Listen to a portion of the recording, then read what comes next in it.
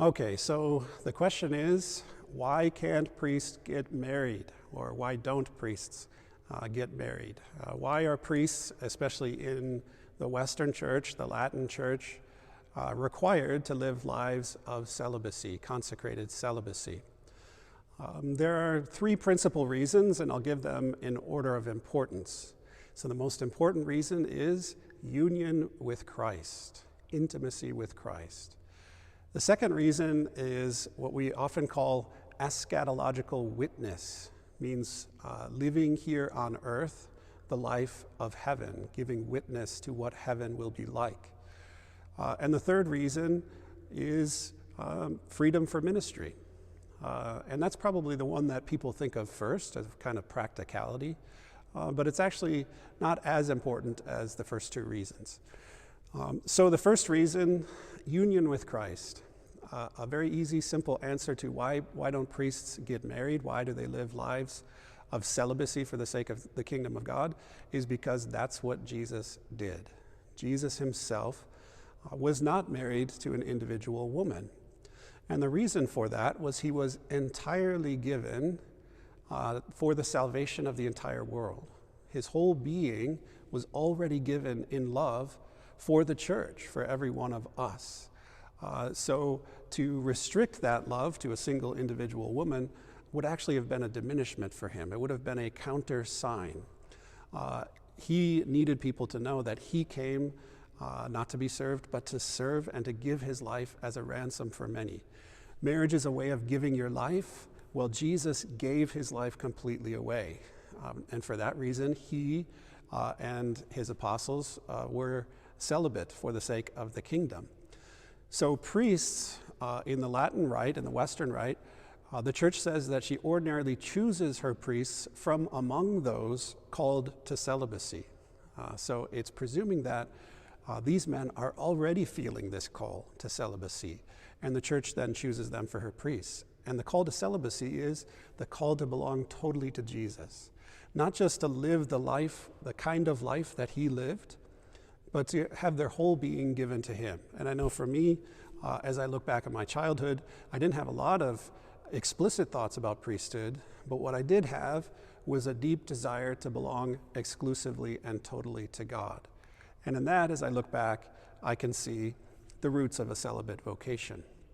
So union with Christ, being totally given to Christ through prayer, sacrifice, and self-giving and pastoral ministry. Second reason would be eschatological witness. Jesus once answers a question about marriage and whether there will be marriage in heaven. And he says that in heaven they neither marry nor are given in marriage, but they are like the angels, right, who behold the face of God in heaven. Marriage is a sign that points to what heaven is. Marriage is like heaven, not the other way around. What will we all be doing in heaven? We will all be entering in to the marriage feast of heaven, to the love of God for his people. And we will all be praising God and caught up into total intimacy with him in heaven.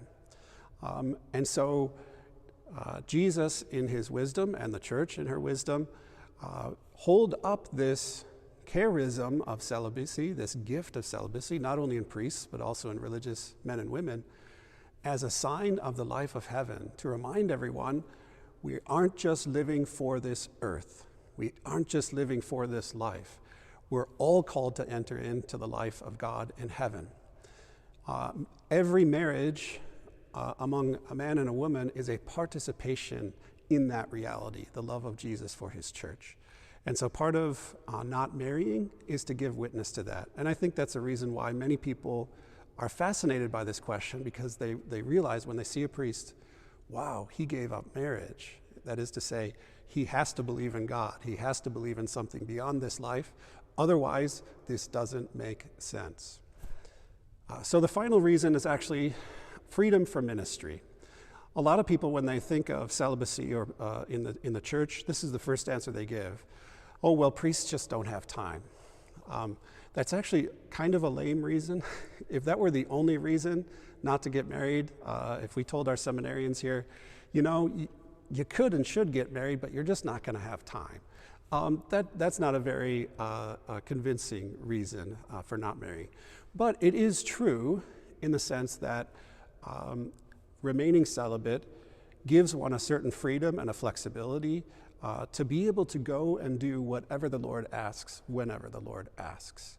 To be a missionary, to get up in the middle of the night, to anoint a sick person, and to not have that kind of divided heart that Saint Paul speaks about in his first letter to the Corinthians, about a married man being anxious about his family affairs, which is only right, and an unmarried man being anxious about the affairs of the Lord, having that undivided heart. So that is also an important reason for clerical celibacy. But first and foremost, it's all about union with Jesus, living the life that he did and being given totally to his service and the service of his church.